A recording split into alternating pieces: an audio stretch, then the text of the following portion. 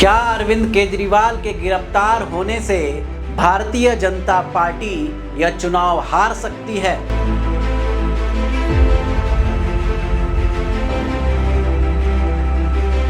क्या प्रधानमंत्री मोदी के 400 पार का सपना ही रह जाएगा?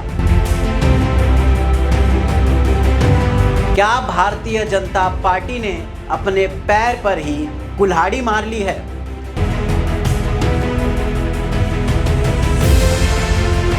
सब के उलट 400 पार का आंकड़ा कहीं यहीं से तो होकर नहीं गुजरता।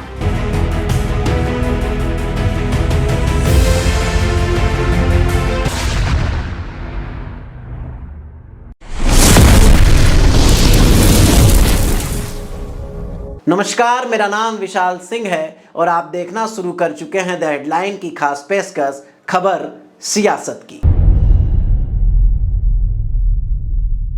दिल्ली शराब नीति घोटाले मामले में मनी लॉन्ड्रिंग की जांच कर रही ईडी की टीम 21 मार्च को अरविंद केजरीवाल के आवास पर पहुंचती है। मुख्यमंत्री अरविंद केजरीवाल को शराब नीति घोटाले मामले में ईडी रात को गिरफ्तार कर लेती है। केजरीवाल के गिरफ्तार होते ही देश में जैसे सियासी भूचाल सा आ जाता है। सारे विपक्षी पार्टियां एक होकर यह कहने लगती हैं कि आज लोकतंत्र की हत्या हो गई है। केजरीवाल एक विचार है।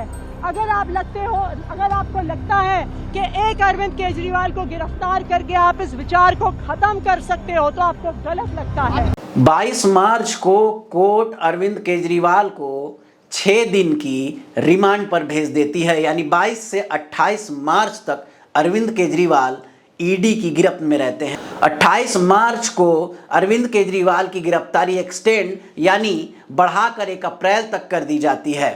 इन सारे प्रकरण में टाइमिंग का बड़ा महत्व है। जी हां, लोकसभा चुनाव की घोषणा हो चुकी है और अगर दिल्ली की बात करें तो 25 मई को दिल्ली में लोकसभा चुनाव होना है। अब बात करें चुनाव की तो इन सारे प्रकरण के बाद जो सियासी समीकरण बनते हैं उसके 3 मायने हो सकते हैं। पहला समीकरण विपक्षी एकता।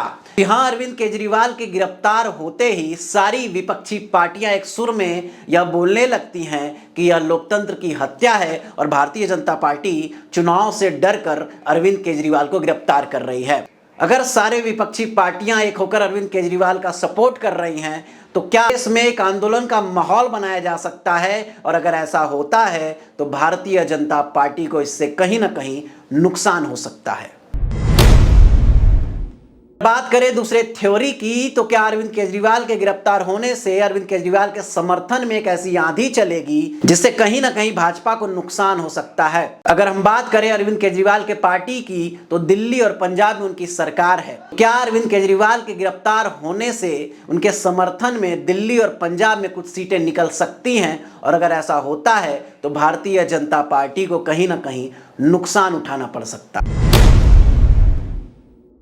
अगर हम बात करें तीसरे थ्योरी की तो प्रधानमंत्री मोदी ने 2014 में आते ही कहा था, न खाऊंगा न खाने दूंगा। तो मंत्र है, न खाऊंगा न खाने दूंगा। इसका मतलब जो भ्रष्टाचार करेगा वो जेल जाएगा।